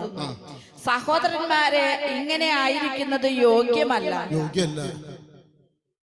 ഒരേ സമയം തന്നെ ദൈവത്തെ സ്തുതിക്കുക, അതേ സമയം തന്നെ ദൈവസാദൃശ്യത്തിൽ ഉണ്ടാക്കപ്പെട്ട മനുഷ്യനെ ശപിക്കുക. ഇങ്ങനെ ഒരേ സമയം സ്തോത്രവും അപ്പോൾ തന്നെ ശാപവും വായിൽ നിന്ന് പുറപ്പെടുന്നുണ്ടെങ്കിൽ തീർച്ചയായിട്ടും മനസ്സിലാക്കിക്കൊള്ളൂ, നമ്മുടെ ഉള്ളിൽ അശുദ്ധി വസിക്കുന്നു. ഒരു മനുഷ്യൻ തന്റെ നല്ല നിക്ഷേപത്തിൽ നിന്ന് നല്ലത് പുറപ്പെടുവിക്കുന്നു. ചീത്ത നിക്ഷേപമാണെങ്കിൽ ചീത്ത കാര്യങ്ങൾ പുറപ്പെടുവിക്കുന്നു. 11-ാമത്തെ വാക്യം യാക്കോബ് 3:11. ഉറവിന്റെ ഒരേ ദ്വാരത്തിൽ നിന്ന് മധുരവും കയ്പുള്ള വെള്ളം പുറപ്പെട്ടു വരുമോ? മധുരവും കയ്പുള്ള വെള്ളവും പുറപ്പെട്ടു വരുമോ? അത്തിവൃക്ഷം ഒലിവ് പഴവും മുന്തിരിവള്ളി ഒലിവുപഴവും മുന്തിരിവള്ളി അത്തിപ്പഴവും കായ്ക്കുമോ? ഉപ്പുറവയിൽ നിന്ന് മധുരമുള്ള വെള്ളം പുറപ്പെടുകയുമില്ല. ഒരേ സമയം ഈ കാര്യങ്ങൾ പുറപ്പെടുകയില്ല. നീ മലിനനായിരിക്കുന്നെങ്കിൽ മലിനമായ കാര്യങ്ങളാണ് നിന്നിൽ നിന്ന് പുറപ്പെടുക. ഞാൻ വിശുദ്ധനാണെങ്കിൽ വിശുദ്ധിയുള്ള വാക്കുകളായിരിക്കും എൻ്റെ നാവിൽ നിന്ന് പുറപ്പെടുക. ഞാൻ പറഞ്ഞില്ലേ, നമ്മുടെ വിശുദ്ധിയും നമ്മുടെ ഇതൊക്കെ അറിയണമെങ്കിൽ, നാവിൻ്റെ ശുദ്ധിയൊക്കെ അറിയണമെങ്കിൽ എങ്ങനെയാണ്? നമ്മൾ ഭക്ഷണം കഴിക്കാനിരിക്കുകയാണ്, അതിൻ്റെ മീനൊക്കെ വറുത്ത് കൊണ്ടുവച്ചിട്ടുണ്ട്. അപ്പം പെട്ടെന്ന് നമ്മുടെ ശ്രദ്ധ തെറ്റിയതുകൊണ്ട് നമ്മൾ വീട്ടിൽ വളർത്തുന്ന പൂച്ചയാകാം, അല്ലെങ്കിൽ തൊട്ടടുത്ത വീട്ടിലെ പൂച്ചയാകാം, ആ മീനിൽ നിന്ന് ഒന്നിനെടുത്ത് കൊണ്ടുപോയി കഴിഞ്ഞാൽ എന്തായിരിക്കും നമ്മുടെ നാവിൽ വരിക? നമ്മുടെ നാവിൽ എന്തായിരിക്കും വരിക? പച്ചത്തെറിയാണെങ്കിൽ നാം വസിക്കുന്നത് അന്ധകാരത്തിലാണ്, നമ്മിൽ വസിക്കുന്നത് അശുദ്ധാത്മാവാണ് എന്ന് മനസ്സിലാക്കണം. ഇങ്ങനെ ആയിരിക്കുന്നത് ഉചിതമല്ല. അപ്പോൾ ചെവിയിൽ പുരട്ടിയ ഈ രക്തം, കുഞ്ഞാടിന്റെ രക്തം, ദൈവത്തിന് വേണ്ടി ശുശ്രൂഷ ചെയ്യുവാനായിട്ട് നിയോഗിക്കപ്പെടുന്നതിന്റെ ഭാഗമായി നടത്തിയ ആ പഴയ നിയമത്തിൽ നിഴലായി കിടക്കുന്ന ഈ കാര്യം പുതിയ നിയമത്തിലേക്ക് വരുമ്പോൾ നമ്മെ വ്യർത്ഥവും പിതൃപാരമ്പര്യമായ അന്ധമായ അല്ലെങ്കിൽ തെറ്റായ ആ നടപ്പ് ജീവിത രീതിയിൽ നിന്ന് വിശുദ്ധമായ ജീവിത രീതിയിലേക്ക്, ശുശ്രൂഷയുടെ മാർഗത്തിലേക്ക് നമ്മെ കൂട്ടിവരുത്തിയത് ആ രക്തമാണ്. അപ്പൊ അത് നമ്മൾ മനസ്സിലാക്കി, അതിന്റെ ശ്രേഷ്ഠത മനസ്സിലാക്കി, അതിന് കർത്താവായ യേശുക്രിസ്തു കൊടുത്ത വില മനസ്സിലാക്കി, അതിന്റെ മൂല്യം മനസ്സിലാക്കി നാം ജീവിക്കുകയാണെങ്കിൽ നാം ദൈവത്തെ പ്രസാദിപ്പിക്കുന്നവരായി മാറും. അതല്ലാണ്ട് നാം ദൈവത്തെ പ്രസാദിപ്പിക്കാൻ എങ്ങനെ തലകുത്തി മറിഞ്ഞിട്ട് ഒരു കാര്യമില്ല.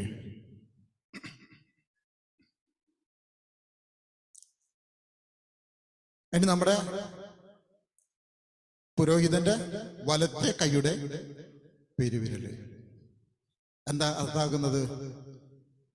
ഈ രക്തത്തിന് പ്രസാദകരമായല്ലാത്ത ഒരു കാര്യവും ഈ കൈകൾ കൊണ്ട് നാം ചെയ്യരുത്. മൊബൈൽ ഫോണിൽ കൈകൊണ്ട് എന്തിനു വേണ്ടിയോ പരതുന്നു. എന്തിനു വേണ്ടിയോ പരതുന്നത്? എന്തിനു വേണ്ടിയോ പരതിക്കൊണ്ടിരിക്കുന്നു മൊബൈൽ ഫോണിൽ? നമ്മുടെ കൈകളുടെ ചലനങ്ങൾ മറ്റ് മനുഷ്യരുമായി നാം ഇടപെടുമ്പോൾ നമ്മുടെ കൈകളുടെ ചലനങ്ങൾ എന്തിനു വേണ്ടിയിട്ടാണ്? എന്തിനു വേണ്ടിയിട്ടാണ് നമ്മുടെ കൈകളുടെ ചലനങ്ങൾ? ഇന്ദ്രിയ ജയമുള്ളവരായിട്ടാണോ നമ്മുടെ കൈകൾ പ്രവർത്തിക്കുന്നത്? ഇന്ദ്രിയ ജയമുള്ളവരായിട്ടാണോ നമ്മുടെ നാവുകൾ പ്രവർത്തിക്കുന്നത്? ഇന്ദ്രിയ ജയമുള്ളവരായിട്ടാണ് നമ്മുടെ കണ്ണുകൾ പ്രവർത്തിക്കുന്നത്? ഇന്ദ്രിയ ജയമുള്ളവരായിട്ടാണ് നമ്മുടെ കാതുകൾ പ്രവർത്തിക്കുന്നത്? കണ്ണ്, നാക്ക്, മൂക്ക്, ത്വക്ക്, ചെവി എന്നിവ പഞ്ചേന്ദ്രിയങ്ങളിൽപ്പെട്ടവയാണ്. അങ്ങനെ ഈ പഞ്ചേന്ദ്രിയങ്ങൾ നിയന്ത്രിക്കപ്പെടേണ്ടതിന് വേണ്ടി കൂടിയിട്ടാണ് ഈ രക്തം നമ്മുടെ മേൽ പുരട്ടിയിരിക്കുന്നത്. ആത്മനിയന്ത്രണമുള്ളവരായി ജീവിക്കാൻ വേണ്ടി. ചെവി കൊണ്ട് ദൈവശബ്ദം കേട്ട്, കണ്ണുകൾ കൊണ്ട് ദൈവമഹത്വത്തിന്റെ പ്രവർത്തികൾ കണ്ട്, മൂക്ക് കൊണ്ട് അത് അനുഭവിച്ച് മണത്ത്, വായ കൊണ്ട് അവന്റെ സ്തുതിഗീതങ്ങൾ ഏറ്റുപറഞ്ഞ്, മാത്രമല്ല നാം ദൈവത്തിന് പകരമായി പണിയപ്പെടേണ്ടത്. നമ്മുടെ നാവ് കൊണ്ട് നമുക്ക് പണിയാൻ പറ്റും അല്ലേ? എഫെസ്യ ലേഖനം എടുത്താണ്ട്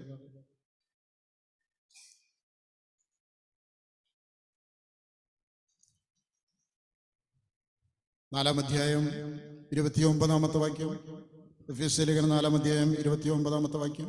കേൾക്കുന്നവർക്ക് കൃപ ലഭിക്കേണ്ടതിന് ആവശ്യം പോലെ ആത്മിക വർധനയ്ക്കായി നല്ല വാക്കല്ലാതെ ആകാത്തതൊന്നും നിങ്ങളുടെ വായിൽ നിന്ന് പുറപ്പെടരുത്. ദൈവത്തിന്റെ പരിശുദ്ധാത്മാവിനെ ദുഃഖിപ്പിക്കരുത്. അവനാലല്ലോ നിങ്ങൾക്ക് വീണ്ടെടുപ്പ് നാളിനായി മുദ്രയിട്ടിരിക്കുന്നത്. എല്ലാ കയ്പും കോപവും ക്രോധവും കൂറ്റാരവും ദൂഷണവും സകല ദുർഗുണങ്ങളുമായി നിങ്ങളെ വിട്ട് ഒഴിഞ്ഞു പോകട്ടെ. നമ്മിൽ നിന്നും ദൂരെ ഇരിക്കേണ്ട കാര്യങ്ങളാണത്. നാമുമായി സഹവസിക്കാൻ പോലും, നമ്മുടെ തൊട്ടടുത്ത് ഇരിക്കാൻ പോലും പാടില്ലാത്ത കാര്യങ്ങളാണ് നമ്മുടെ ഉള്ളിൽ വസിക്കുന്നത്. അഹങ്കാരികളായി കയ്പും കോപവും വെച്ച് പുലർത്തുന്നവരുമായി അകന്നിരിക്കേണ്ടവരാണ് നമ്മൾ. അങ്ങനെയുള്ള വ്യക്തികളുമായി സംസർഗം പാടില്ല എന്നാണ് ദൈവത്തിന്റെ വചനം പറയുന്നത്. പക്ഷേ അത് നമ്മളുമായി നമ്മുടെ അരികത്തല്ല ഇരിക്കുന്നത് എവിടെയാ? നമ്മുടെ ഉള്ളിലാ. നമ്മുടെ അരികത്ത് പോലും ഇരിക്കാൻ പാടില്ലാത്ത ചില സ്വഭാവ വൈകല്യങ്ങള് നമ്മുടെ ഉള്ളിലാണ് ഇരിക്കുന്നത് എന്നുള്ളത് കൊണ്ട് നമ്മുടെ സകല പ്രവർത്തനത്തെയും അത് അശുദ്ധമാക്കുന്നു.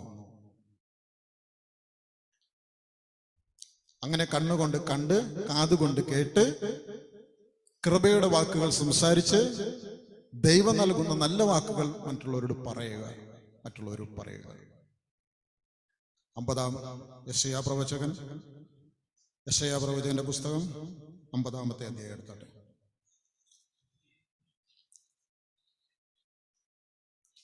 4-ാമത്തെ വാക്യം. യെശയ്യാ 50:4. തളർന്നിരിക്കുന്നവനെ വാക്കുകൊണ്ട് താങ്ങുവാൻ അറിയേണ്ടതിന് യഹോവയായ കർത്താവ് എനിക്ക് ശിഷ്യന്മാരുടെ നാവ് തന്നിരിക്കുന്നു. അവൻ രാവിലെ തോറും ഉണർത്തുന്നു. ശിഷ്യന്മാരെ പോലെ കേൾക്കേണ്ടതിന് അവൻ എന്റെ ചെവി ഉണർത്തുന്നു. എന്തിനാ ചെവി ഉണർത്തുന്നത്?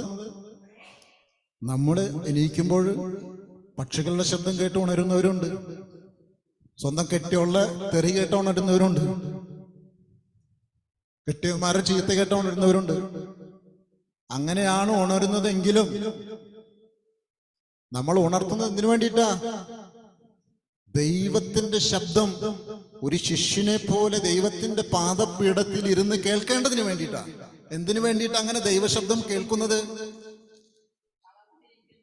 തളർന്നിരിക്കുന്നവരെ വാക്കുകൊണ്ട് താങ്ങുവാൻ തളർന്നിരിക്കുന്നവരെ വാക്കുകളാലെ താങ്ങിടുവാൻ കൃപയേറും നൽവചനങ്ങൾ എൻ്റെ നാവിൽ നൽകണമേ. നമ്മുടെ നാവിൽ നൽകുന്ന വചനങ്ങൾ ചെവിയിൽ നാം കേട്ട് സംഗ്രഹിച്ച് നമ്മുടെ ഉള്ളിൽ നിന്നും വാക്കുകൾ, ആത്മാവിൽ പണിയപ്പെടുന്ന വാക്കുകൾ, അഹങ്കാരത്തിന്റെ വാക്കുകളായിട്ടല്ല, ആത്മാവിൽ മറ്റുള്ളവരെ പണിയപ്പെടേണ്ടതിന് വേണ്ടിയിട്ടാണ് ദൈവം നമുക്ക് സംസാരശേഷി തന്നത്. മറ്റുള്ളവർക്ക് നന്മ പറഞ്ഞു കൊടുക്കുന്നതിനായിട്ടാണ്. കുറ്റവും കുറവും പരദൂഷണവും പറഞ്ഞു കൊടുക്കേണ്ടതിനല്ല പ്രിയപ്പെട്ടവരെ നമുക്ക് ഈ സംസാരശേഷി തന്നത്. തിരിച്ചറിയുന്ന നാളിൽ എന്തിനു വേണ്ടിയാണ് ഇത് തന്നതെന്ന ദൈവനാമത്തിന്റെ മഹത്വത്തിന് വേണ്ടി ഉപയോഗിക്കാനാണ് ഇത് തന്നതെന്ന് തിരിച്ചറിയുന്ന നാളിൽ നമുക്കിത് നല്ല കാര്യങ്ങൾ സംസാരിക്കുന്നതിന് വേണ്ടി ഉപയോഗിക്കാൻ സാധിക്കും. തളർന്നിരിക്കുന്നവരൊന്ന് ആശ്വസിപ്പിക്കുക, അവരൊന്ന് പണിതെടുക്കുക, അവരുടെ തെറ്റുകൾ സ്നേഹത്തിൽ സംസാരിച്ച്, അവരുടെ കുറവുകൾ സ്നേഹത്തിൽ സംസാരിച്ച്. ഞാൻ പറയട്ടെ, നമ്മുടെ കോപം കൊണ്ട് നേടാൻ കഴിയാത്തത് നമ്മുടെ സ്നേഹം കൊണ്ട് നേടുവാൻ കഴിയും. യേശു പറഞ്ഞില്ലേ, ഞാൻ സൗമ്യതയും താഴ്മയുള്ളവനാകയാൽ എൻ്റെ മുഖം വഹിച്ചുകൊണ്ട് എന്നിൽ നിന്ന് പഠിക്കുവിൻ. സൗമ്യതയും താഴ്മയും സ്നേഹത്തിന്റെ ലക്ഷണങ്ങളാ പ്രിയപ്പെട്ടവരെ. നമ്മുടെ കോപത്തിന്, ക്രോധത്തിന്, നമ്മുടെ ദേഷ്യത്തിന് നേടാൻ പറ്റാത്തതിന് നമുക്ക് സ്നേഹം കൊണ്ട് നേടുവാൻ പറ്റും. നമുക്ക് ഗലാത്യ ലേഖനമാണെന്ന് നോക്കട്ടെ. ഒരു വചനം ഓർമ്മ വന്നത്, സൗമ്യതയുടെ ആത്മാവിൽ ചെന്ന് എന്നുള്ള വാക്കാണ്.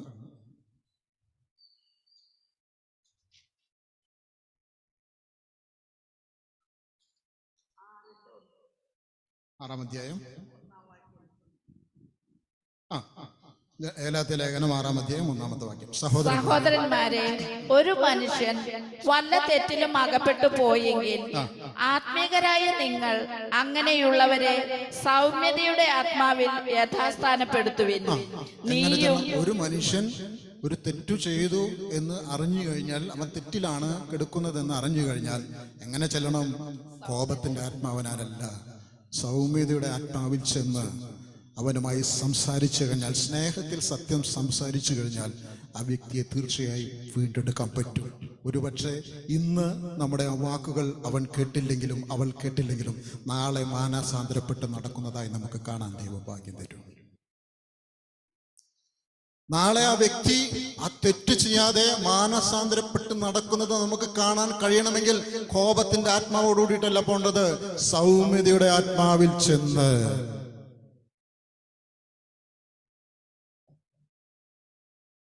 ആ തെറ്റിൽ നിന്ന് ആ വ്യക്തിയെ വീണ്ടെടുക്കണം. ആ തീയിൽ നിന്നും, കെടാത്ത തീയിലേക്ക്, ചാകാത്ത പുഴുവുള്ള നരകത്തിലേക്ക് പോകുന്ന വ്യക്തിയെ നേടണമെങ്കിൽ നമുക്ക് സാധിക്കും. സ്നേഹം കൊണ്ട് സാധിക്കും. നമ്മള് കർത്താവായ യേശു ക്രിസ്തു വരുമ്പോൾ എല്ലാവരും പാപികളാ, ഒരു വ്യത്യാസവുമില്ല. എല്ലാവരും പാപം ചെയ്ത് ദൈവ തേജസ് ഇല്ലാത്തവരായി തീർന്നു. നന്മ ചെയ്യുന്ന ഒരുത്തുമില്ല, ആരുമില്ല. എല്ലാവരും പാപം ചെയ്ത് ദൈവത്തിൽ നിന്ന് അകന്നുപോയി. ദൈവത്തിന് എന്ത് ചെയ്യാമായിരുന്നു? കോപമൊക്കെയും അവന് ചെയ്യാമായിരുന്നു. പക്ഷെ അവൻ അതല്ല ചെയ്തത്. അവൻ താഴ്ചയുള്ളവനായി, താഴ്മയുള്ളവനായി, സൗമ്യതയുള്ളവനായി വന്ന് പാപം ചെയ്യുന്ന മാനവജാതിയെ വീണ്ടെടുക്കുകയാണ് ഉണ്ടായത്. അതിനുവേണ്ടി അവൻ കൊടുത്തത് സ്വന്തം രക്തമാണ്, സ്വന്തം ജീവൻ തന്നെയാണ് പ്രിയപ്പെട്ടവരെ കൊടുത്തത്.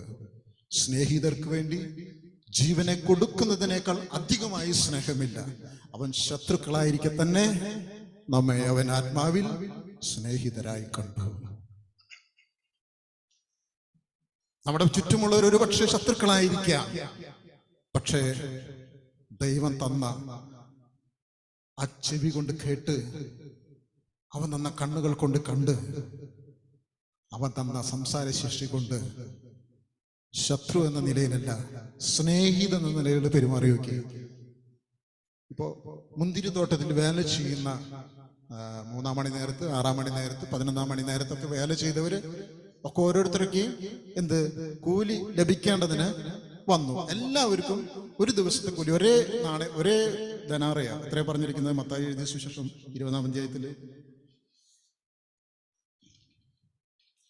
20-ാം അധ്യായത്തില്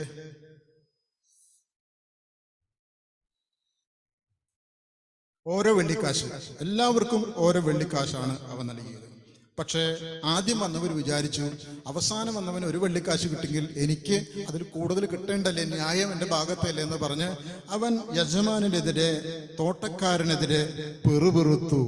ആ തോട്ടക്കാരൻ പിറുപിറുത്തപ്പോൾ, തോട്ടക്കാരനെതിരെ പിറുപിറുത്തപ്പോൾ തോട്ടക്കാരൻ പറഞ്ഞ വാക്ക് മത്തായി എഴുതിയ സുവിശേഷം 20-ാം അധ്യായം 13-ാമത്തെ വാക്യം. അവരിൽ ഒരുത്തനോട് അവൻ ഉത്തരം പറഞ്ഞത്, അതായത് പിറുപിറുത്ത അവരിൽ ഒരുത്തനോട് തോട്ടക്കാരൻ ഉത്തരം പറഞ്ഞത്, സ്നേഹിത, ഞാൻ നിന്നോട് അന്യായം ചെയ്യുന്നില്ല. സ്നേഹിത, കോപിക്കുകയല്ല ചെയ്തത്, സ്നേഹിത എന്ന് പറഞ്ഞ് അവര് കാര്യം പറഞ്ഞ് മനസ്സിലാക്കി കൊടുക്കുവാനൊരു എളിമ, അല്ലെങ്കിൽ ആ ഒരു വിശുദ്ധി, അല്ലെങ്കിൽ എന്താ പറയാ, ആ ദൈവത്വം ആ തോട്ടക്കാരനിലുണ്ടായിരുന്നു. മാനുഷികമായി പറഞ്ഞു കഴിഞ്ഞാൽ ആത്മീയമാർത്ഥങ്ങൾ പലതും ഉണ്ടായിരുന്നു. അപ്പൊ പ്രിയപ്പെട്ടവരെ, നമ്മുടെ കാതിൽ പുരട്ടിയ രക്തം ചൂണ്ടിക്കാണിക്കുന്നത്, നമ്മുടെ കൈകളിൽ പെരുവരിൽ പുരട്ടിയ രക്തം നമ്മുടെ എന്ന് പറഞ്ഞാൽ പഴയ നിയമത്തിലാണ് അതിലേക്ക് നിഴൽ കിടക്കുന്നത്. പുതിയ നിയമത്തില് കുഞ്ഞാടിന്റെ രക്തമാണ് നമുക്ക് വീണ്ടെടുപ്പിലായി കൊടുത്തത്. എന്തിനു വേണ്ടിയിട്ടാണ് മുദ്രയിടപ്പെട്ടത്? വലത്തെ കാതിലും വലത്തെ കൈയുടെ പെരുവിരലിലും വലത്തെ കാലിന്റെ പെരുവിരലിൽ. എന്തിനു വേണ്ടിയിട്ടാണ് വലത്തെ കാലിന്റെ പെരുവിരല്? കുഞ്ഞാടിന് പ്രസാദകരമായ സ്ഥലത്തേക്ക് ഒരിക്കലും നമ്മുടെ കാലുകൾ ചലിക്കരുത്. യേശു പോകുമ്പോൾ യേശുവിനൊപ്പം അനുഗമിക്കേണ്ടവരാണ് നമ്മൾ. യേശു പോയ പാതയിൽ അതേ എൻ്റെ കാൽച്ചുവടുകൾ അവന്റെ കാൽച്ചുവടുകൾ തന്നെ ആയിരുന്നെന്ന് പറയുവാൻ അവൻ പോയ സ്ഥലത്തേക്കല്ലാതെ നമ്മുടെ കാലുകൾ ചലിക്കരുത്. ദൈവരാജ്യത്തിന്റെ അധ്വാനത്തിനായി, ദൈവരാജ്യത്തിന്റെ പ്രവൃത്തിക്കായി അവനെ തന്നെ സമർപ്പിച്ചപ്പോൾ അവൻ പോയത് ദൈവരാജ്യത്തിന്റെ പ്രവൃത്തികൾക്ക് മാത്രമായിരുന്നു. അവന്റെ സ്വന്തം സുഖാനുഭവങ്ങൾക്ക് വേണ്ടി ഒരു സ്ഥലത്തേക്കും പോയില്ല. ദൈവത്തിന് സ്തോത്രം. കള്ള് ഷാപ്പുകൾ, ബാറുകൾ, ചീട്ടുകളി സ്ഥലങ്ങൾ, സിനിമാശാലകൾ, വ്യഭിചാരശാലകൾ, സിനിമ എന്ന് പറഞ്ഞാൽ ഞാൻ പോണില്ല കേട്ടോ. സിനിമാശാലകളൊന്നും ഞാൻ പോണില്ല. കർത്താവ് ഇപ്പം ഉണ്ടെങ്കിൽ സിനിമ തിയേറ്ററിലൊന്നും പോയിരുന്ന് അവിടെ ആസ്വദിക്കുന്ന എനിക്ക് തോന്നുന്നില്ല. എന്നീ സ്ഥലങ്ങളില്, കർത്താവ് പോകുന്ന സ്ഥലങ്ങളിൽ അനുഗമിക്കാൻ വേണ്ടി മാത്രമാണ് കാലിന്റെ പെരുവിരൽ പുരട്ടിയത്. പുരോഹിതന്മാർക്ക്, ദൈവത്തിന്റെ ശുശ്രൂഷയ്ക്കായി ആഗ്രഹിക്കുന്നവർക്ക്, ദൈവത്തിനായി വിളിച്ച് വേർതിരിക്കപ്പെട്ട രാജാവും പുരോഹിതനുമായിരിക്കാൻ വേണ്ടി വിളിക്കപ്പെട്ടവർക്ക് ഉള്ള ഒരു അടയാളമാണത്. എന്തിനു വേണ്ടിയിട്ടാണ്?